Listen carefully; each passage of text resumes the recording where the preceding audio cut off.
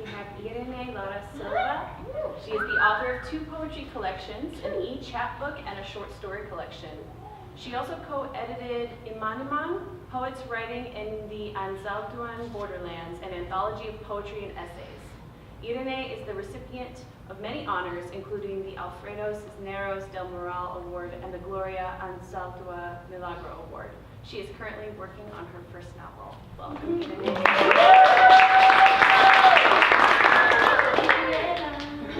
So I have no idea what I'm reading. Leticia, you get first pick. Do you want to hear anything? Are you going to read from the current book? Yes. What do you want? Where's the one we were talking about the other day? The tattoos? Yeah. Okay. Here we go. Poem for tattoos. Inspired while eating steak in San Antonio. That's a triple trip. The steak just tastes better in San Antonio. All food tastes better. So, yeah, poem written after getting my first 2 tattoos. Yeah. I like the words on my skin. Words meant for me first, making my skin into paper, like the blank page before words, like the page overflowing with words, like a page of poetry, half ink, half white space. Weren't they there always, waiting to emerge from beneath my skin? Not the needle injecting ink, but the needle piercing my skin, releasing the ink. You will not persuade me that sometimes it isn't blood that runs in my veins. What else is like this? Mine before it was mine, waiting for me only. No one else will see these writhing lines of black and red, symbols from all my languages, moving like twisting serpents across my skin, bursting like riotously blooming vines, exploding with green leaves, each leaf holding within it a breath. I trace each line. My fingers come away dripping ink. I bring my hands to my mouth, ink enough to transform breath into words. When I am gone, this is what will remain of me. Everything I couldn't contain, spiraling galaxies of ink. Everything I fought to give.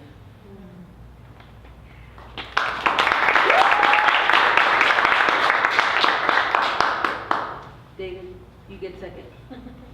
If not a specific poem. I got second. Can I have You have second, yes. You have second. Prayer for the Lost Children. Yeah. Okay, so actually I was thinking about reading that. Or maybe if you could read that last. Actually, well, it's a toss-up now between It's up to you. what's saddest now. That's a good lead into it. It's all set, so here we go. We'll do this one. And actually, I was thinking about it after Jerry's reading, so. Prayer for the Lost Children. Quote, federal agencies lost track of nearly 1,500 immigrant children placed with sponsors. New York Times, April 26, 2018. Little ones, you cross my mind every day. Every day I wish there were things I didn't know about this world, things I didn't understand about power and greed and lust and hate, things I have seen about pain and abuse and anguish and death. My heart knows some of them are already dead. Knows some of them are living eternities of rape and hurt. My heart knows their mother's tears have reason to never end. My heart knows some of them will never see their families again. At some point, they will forget their father's voice, their mother's embrace. Some of them will lose their names, their histories, the lands that saw them born. Little ones, I hold you in my hands. It is my country that has done this. My country and my not country.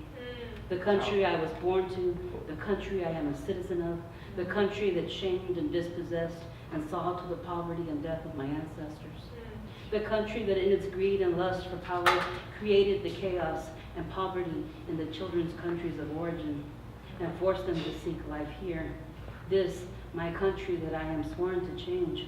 My soul pitted against its chant of greed, greed, greed, and hate, hate, hate. But nothing I do will be in time for the lost children. As nothing I can do can change the fates of all the children lost in this my country's history. What we do from here is to recover what we can, to save who we can, to battle those who would feed the monster that demands more children lost. Little ones, my tears are flecked with blood for you. I wanted to find the words to pray for you, little ones, but neither my tongue nor my heart are capable of pretending. I cannot will ignorance for myself. You live in me, and I am commanded to pray for you. A las diosas, or to God, or to the universe, or to whatever deities have the power of mercy. To them I pray for you. If you are dead, I pray for peace, for the infinite souls fled from your small bodies. If you are hurting, I pray for the end of that pain. If you are hungry, I pray for your sustenance. If you are cold, I pray for warmth. If you are inconsolable, I pray for your comfort. If you are weary, I pray for your rest. Little ones, I send you love and strength. May the despair in my heart transform itself into light to cover you, to shield you, to feed you, to make you strong. May las diosas, or God of the universe, have mercy on you, hold you, and keep you.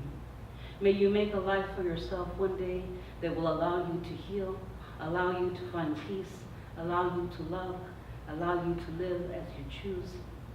Forgive me, little ones, that this is all I can do.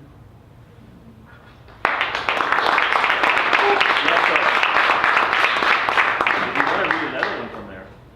Actually, I'm going to read a little piece of Flesh to Bone. Ooh, which one? Because, so short story collection. But Right, from what circle? this is a story that I never read from because it's so depressing.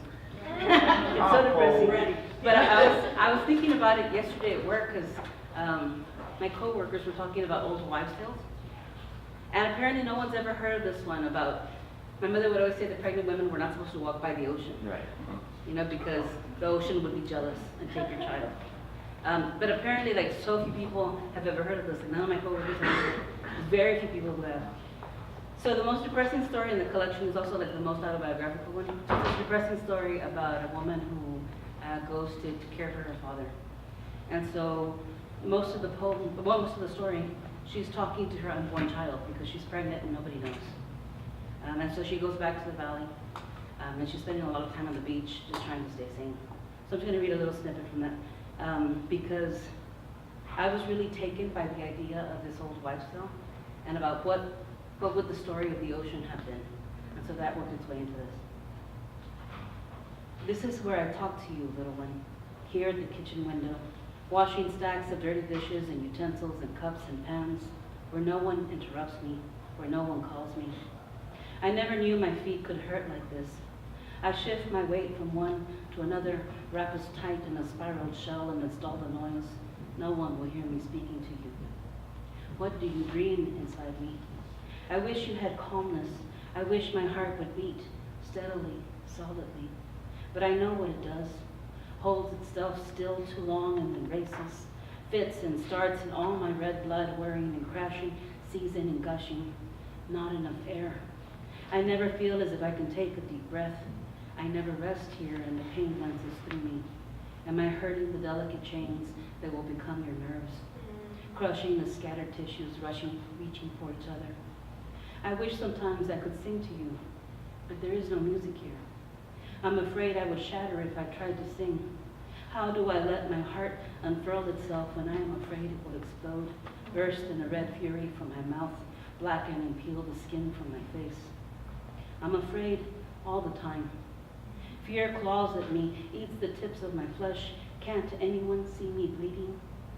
My feet are whimpering. My hands haven't stopped screaming. The pain behind my eyes is so intense, I can't see colors anymore. Am I eating enough for you? Can you hear all the noise, all of the shouting? Am I drowning you in the tears I can't shed? I haven't told anyone. Never the right time, never the right people. None of them can see. Sometimes even I wonder if you're really there. You are my secret, the one I will keep from everyone, my hope. My mother never cursed me. Her mother died when my flesh was knitting itself over bones, barely beginning to take shape. Sorrow and grief mingled with amniotic fluid. I knew the taste of tears before I was born. The craving doesn't end. I feel hollowed out by it. My mouth wants it. My skin wants it.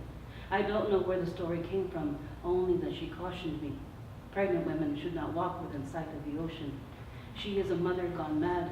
rocking a lifeless thing in her arms, crooning to him, murmuring his name so low it sounds like the ocean's lapping edge, like the morning wind, like the gulls circling and diving. The ocean, smiling sweetly, holds his imaginary lips to her cold breast. I dream him sometimes, the ocean's child. Eyes like the night sky spilling over with starlight, no whites. A double row of pointed teeth, silvery skin, arcing with light as she rocks him back and forth, long wisping fins and a curved tail like a seahorse. I dreamed the day she lost him, his immense body beached, his whimpering growing fainter, and she watched, helpless as the moon forced the ocean's tides to recede further and further. She kept screaming for her child, screamed as he died, screamed as the vulture started to tear his flesh away in strips, screamed as his bones bleached in the sun, screamed as his memory began to fade in her mind, screamed until the sun and the earth held her down. She heaved against them until they took hold of her lower jaw and ripped it away, wrenching out her tongue and severing her vocal cords. The ocean bled green, and the ocean wept blue, and darkness fell. Silence fell.